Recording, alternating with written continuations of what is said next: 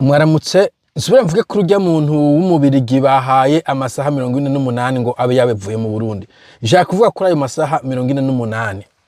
Mwabantu be sinzi ko muratembera. Iyumvire uhawe imisi ibiri. Nta kintu kimwe waruzi wavyutse ugiye ku kazi bagibone ikete bati mu misi ibiri uzobe wavuye muri kino gihugu. It doesn't matter igihugu carico. Nukuvuga kuri yo saha nyene bicesa ko urondera umesa impuzu ukaregirariza inzu warusanzwe wamwo nimba wari uri harente nimba hari kontra wari ufise ukayibreakinga ukariha amahera bijyanye no kwibreakinga ugapanga itike y'indege na cyane cyane uri nko muri Afrika murazi ko indege muri Afrika usanga zigoye ugapanga assurance yo ya travail nyene y'urugendo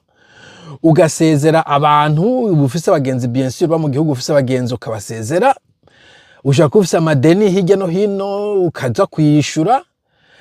ariko na cyane igihugu giyemo keshi na kenshi nta kuntu bufise inzu ikurindiriye mu vyo mumenya iburayi nuko vango turatunze baratunze nta muntu afite inzu yicaye ni bake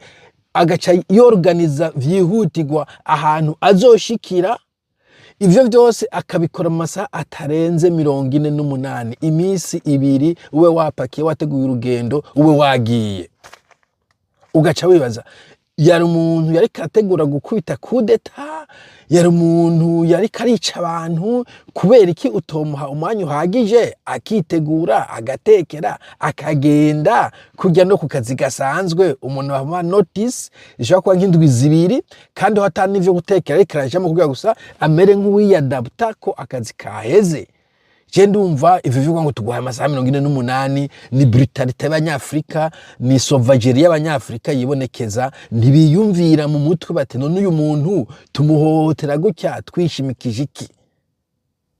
mu bihugu vyose bizima nino yo buhaye umuntu ntuze deportation sivyo peut-être bijya vya Trump akora ahandi baraguha umwanya ugatekera ukabakaguha umunsi wo kugenda tuguha imisi 15 uzobavuye muri kino gihugu iyo misi 15 ukayikora kugira urigireze buri kintu cyose kenshi na kenshi kwanza bashobora kugira appeal usivye ko kumbure mu vya diplomatie appeal zibaho mugavye persona non grata ukirukana umuntu nk'umengana umuntu w'imbwa ivyo bintu bivyura inzigo numbone commentaire y'umugabo avuga ko mu Burusiya mu bisanzwe hari umuntu bakoreye nk'ivyo muri Afrika nawe umunyafrika wese yaja kuri yo university yaragerageza akamuzibira uko ashoboye birumvikana navuze nti uwo muntu afise inzigo mugabo nanje ndumva wirukanye umuntu nk'imbwa ukamwirukana umukubita umujugujugu ku kintu kiri très banal nk'agatwite ntume nakanya ko gutekera